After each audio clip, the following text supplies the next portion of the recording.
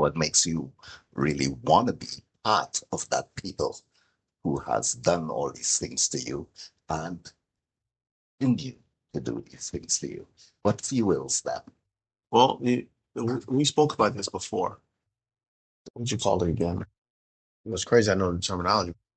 I'm gonna need your help on this one, Robert. It's whenever Stockholm syndrome. That's what it is. Stockholm syndrome. Robert and I, we had a conversation about this a few weeks ago. Was it a few weeks ago, right? Yeah. Yeah. And so that was the explanation to the reason why to act as if your, say, I say captors, right? Your captors, um, you become so accustomed to it. So the slavery's back during slavery, right? They used to have what they call the house guy, right? Maybe Alex, at this point, before you go on, Yeah, maybe you should explain to the audience who do not know. Stockholm syndrome. All right, so Stockholm syndrome is basically when you become so captivated by your captors, and that you ensure that all the bad stuff that they're doing to you, you don't see it as bad anymore. You see it as love and acceptance. So once you start seeing it as love and acceptance, you feel as if, well, I'm part of this. I'm no longer against it. I am part of this now. So you're actively being part of it. Yeah, you're totally for it now. So that's what Stockholm Syndrome really is. I definitely most likely don't have the definition correct as I explained it. It is just what is understood for the layman's term. Oh, hey, look at that. That's what I'm talking about. See, that's why I have Robert. So Stockholm Syndrome is a condition in which people develop positive emotions and associations with someone who is keeping them captive.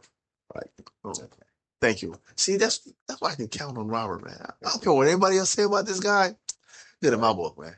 Yeah, so Keep him around. let's probably realize that that would have been the issue, or when the slave masters, so to speak, would have said, "You are now free." Hmm. Elaborate, Alex. Well, anybody that's part of Stockholm syndrome, you allow them to be free.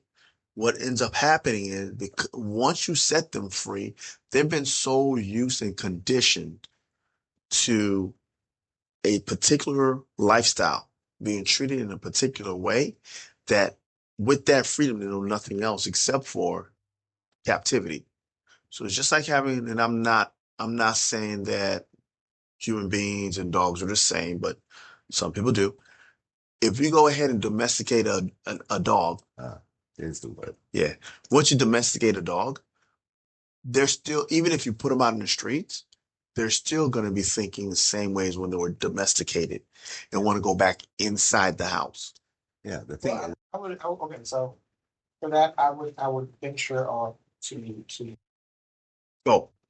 when you think when you're thinking about animals, Mm-hmm. you take a lion, take the lion out of the wild, put it to captivity, put the lion in captivity, feed him 3 times a day, use small spaces to grow. When you do that, a lot of people don't realize that it's very hard for that lion who is now let free to go to natural instinct, hunt again, as if they did when they were in the Ooh, wild. that's even a better explanation. Yes.